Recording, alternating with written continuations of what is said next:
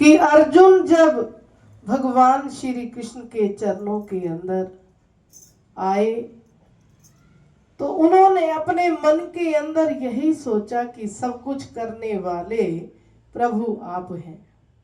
कि जब महाभारत का युद्ध हुआ तो अर्जुन भगवान कृष्ण से आशीर्वाद लेने के लिए उनके शिविर में गए। तो पहले दुर्योधन गया कि भगवान के पास इतना कुछ है, अस्त्र शस्त्र है कि भगवान से लेने के लिए जाए।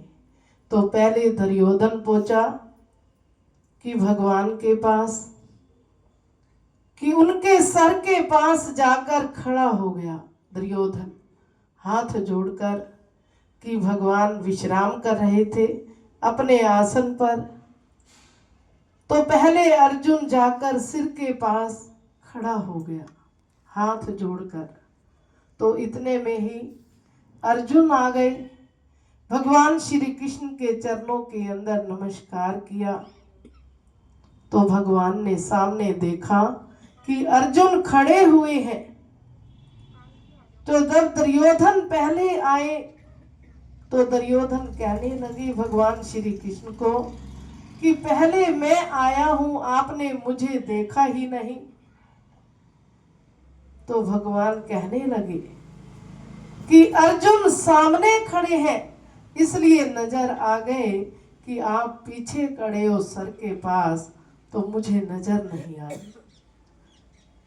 तो दुर्योधन कहने लगे कि मैं आपसे यह आशीर्वाद लेने के लिए आया हूं कि कल युद्ध है, युद्ध के अंदर तो आपके पास इतने अस्त्र शस्त्र हैं।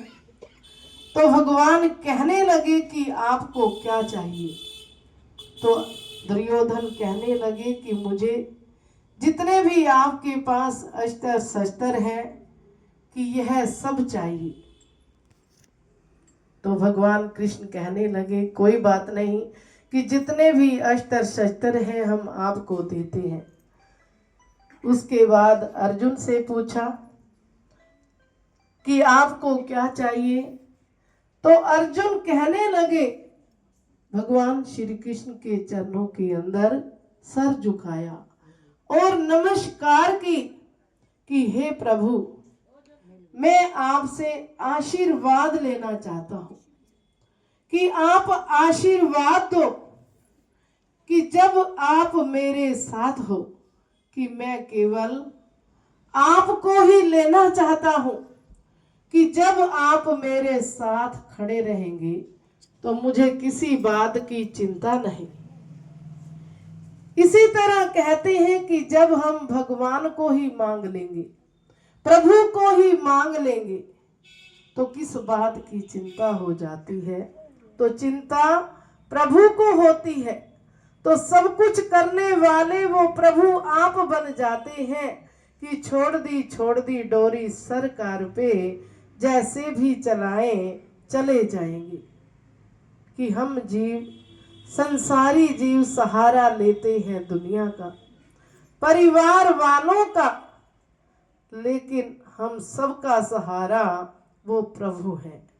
कि वो हर घट घट के अंदर हम जीवों का साथ देने वाले हैं, दुख के अंदर भी सुख के अंदर भी, कि सब कुछ बनाने वाले वो प्रभु आप ही हैं।